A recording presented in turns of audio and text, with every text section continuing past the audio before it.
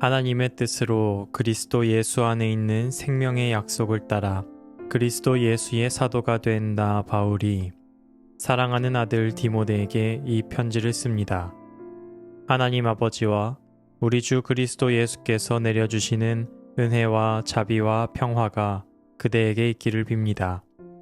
나는 밤낮으로 기도를 할 때에 끊임없이 그대를 기억하면서 하나님께 감사를 드립니다.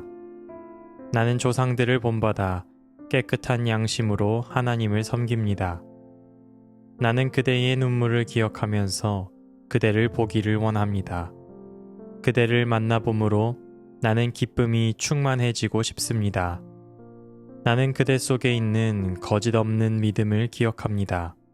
그 믿음은 먼저 그대의 외할머니 로이스와 어머니 유니게 속에 깃들여 있었는데 그것이 그대 속에도 깃들여 있음을 나는 확신합니다.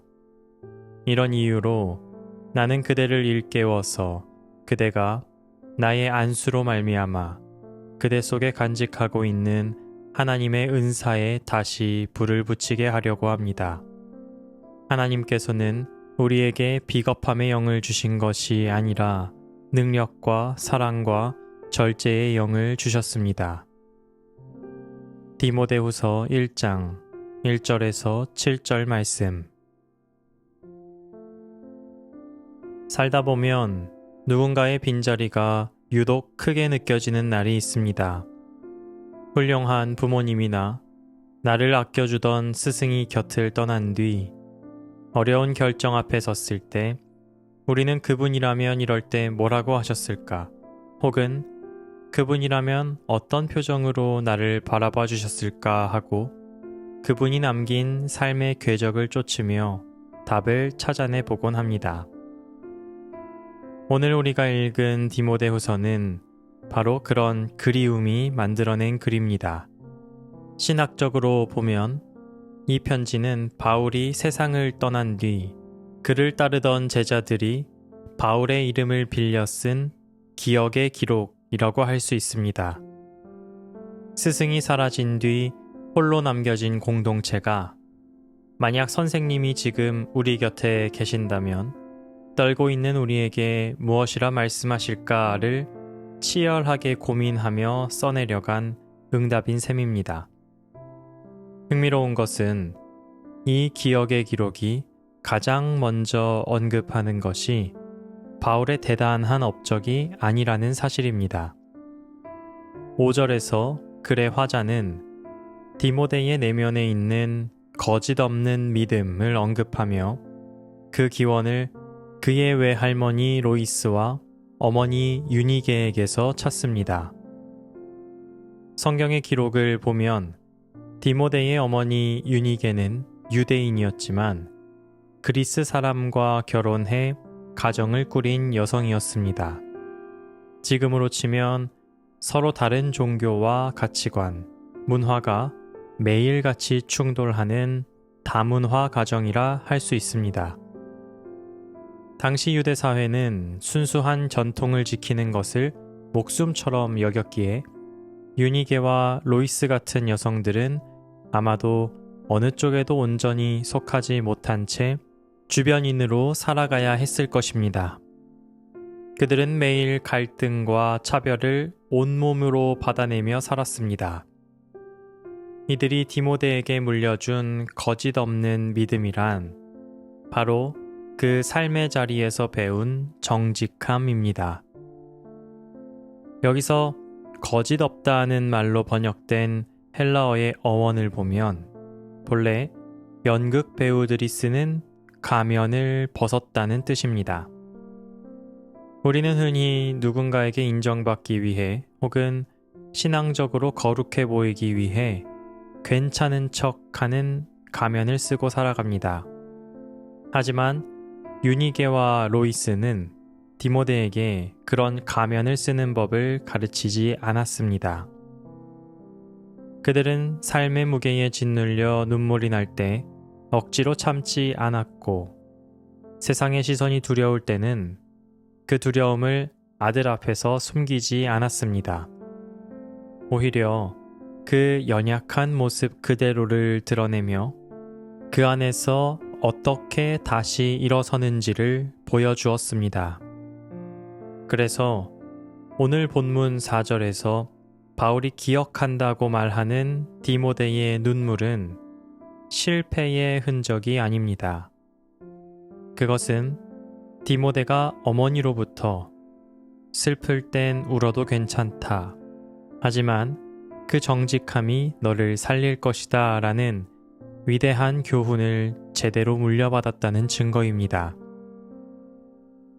우리는 누군가에게 늘 완벽하고 강한 모습만 보여주고 싶어 하지만 정작 사람의 마음을 움직이는 것은 빈틈없는 완벽함이 아니라 가면을 벗고 서로의 눈물을 마주하는 용기입니다.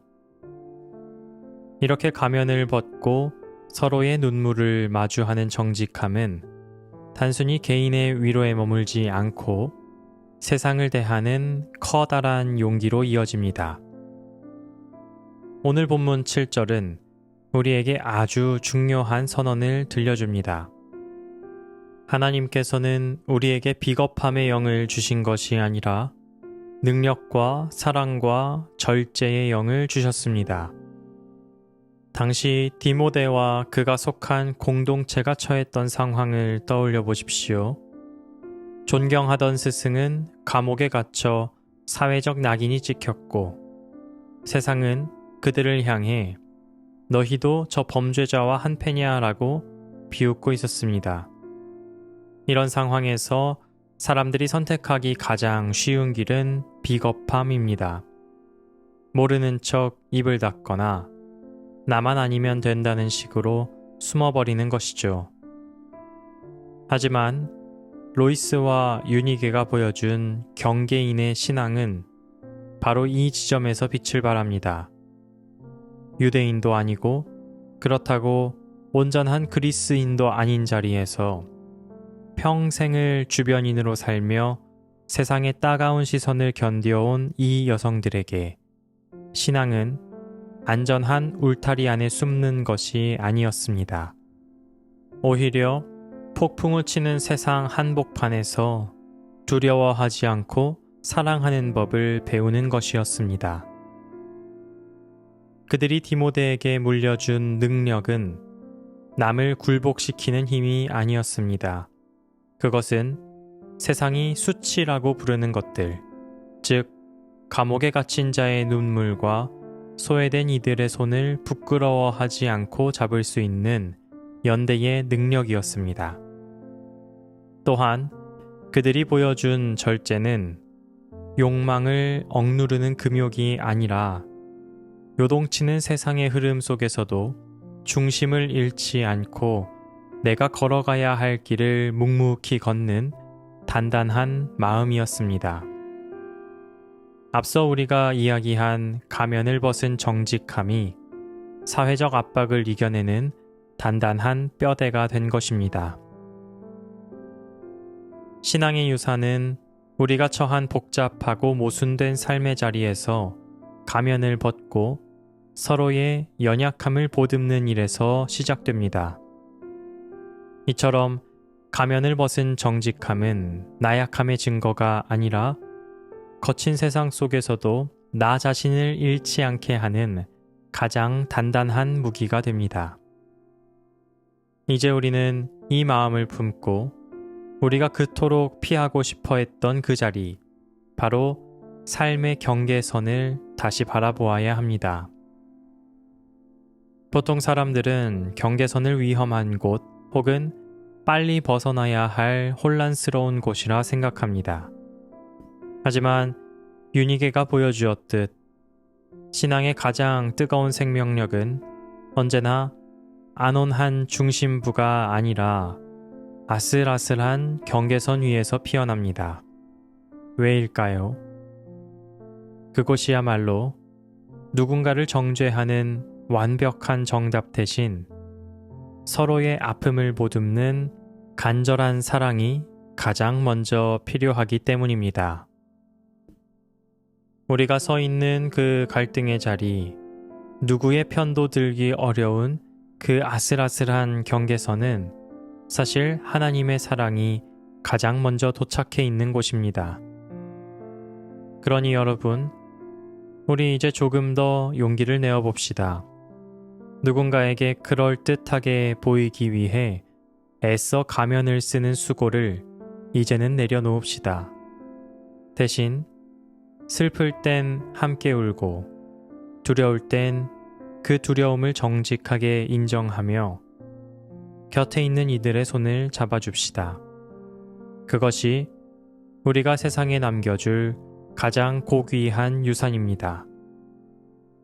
우리가 남겨야 할 것은 높은 명성이나 견고한 건물이 아니라 차가운 낙인이 찍힌 이들의 눈물을 닦아줄 수 있는 정직한 손길, 그리고 어떤 사회적 비난 앞에서도 비겁하게 고개를 돌리지 않는 단단한 마음이어야 합니다. 우리의 가면 뒤에 숨겨두었던 그 따뜻한 진심이 모일 때 우리를 둘러싼 차가운 세상은 비로소 치유되기 시작할 것입니다. 그 건강한 변화의 시작이 가면을 벗은 우리의 정직한 고백에서 시작되기를 간절히 소망합니다.